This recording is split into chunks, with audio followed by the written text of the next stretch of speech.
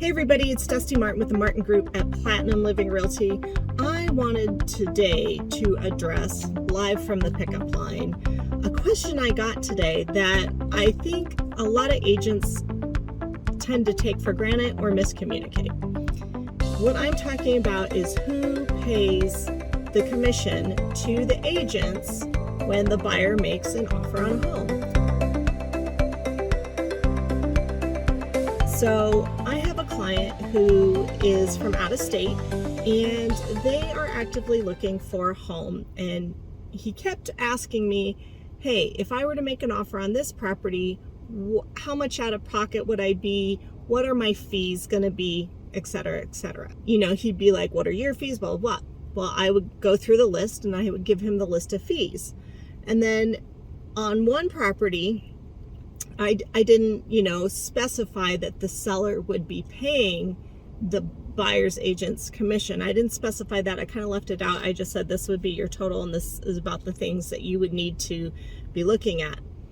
And he said, no, I think I want to pass because I don't want you to not get paid. And I thought, wait a minute, time out. Can you explain to me where you got that impression?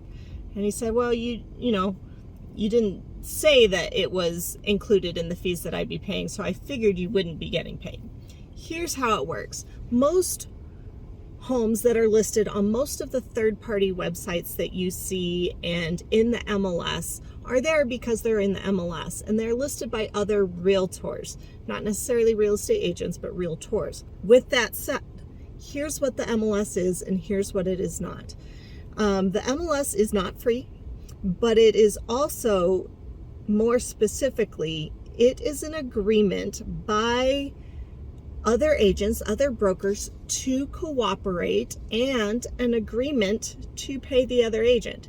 So say a listing gets signed at a 6% commission, more often than not, that agent is not going to keep all of that 6% and then the seller or the buyer pay more on top of that. More often than not, the seller is going to actually split that and put half and half or thereabouts, not always, of that as what's called a co-broke fee to the buyer's agent, whoever brings the buyer. In other words, I'll give you some of my cookies if you just help me get this house sold.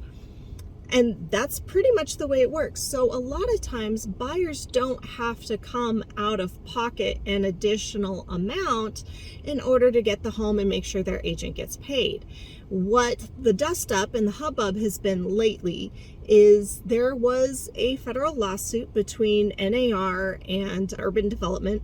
They were cranky because some agents were out there saying that it's free to have your own representation as a buyer. And that's not entirely true. Somebody's paying it and the seller is, usually, not always. There's other ways that can go about, and I can always sit down and walk you through those if you'd like a real buyer consultation and to see what it would really look like in that scenario. But the main thing was that there was all these agents out there kind of misrepresenting the MLS, saying, oh, it's free for you to have your own representation. It's not free. The seller pays for it in most cases. Not all cases, but I'd say probably good 90, 95, 98%. That's how it works. Now, where things get tricky is if you're working with a for sale by owner, or the co-broke offered is lower than what your agent is willing to work for. That's when things can get tricky. But the key to remember is that more than likely it's already wrapped into the cost of actually purchasing your home. So you don't need to worry about it unless your agent specifically tells you to. The other thing you need to remind yourself is a part of that lawsuit, even though it was dropped, part of the negotiation phase of that lawsuit was that the feds were going to require realtors to disclose, even on third-party sites and to the public, what the co-broke is. So on Zillow or Truly or wherever you're finding your homes, you'll see, buyer's agent commission or buyer's agent fee 2.5% or something like that.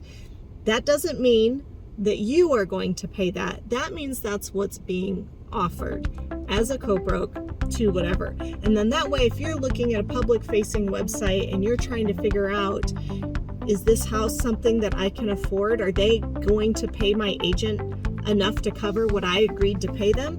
That's where that comes in. If you have any questions, go ahead and give me a call back at 480-717-9405 or visit my website at dustymartinrealtor.com.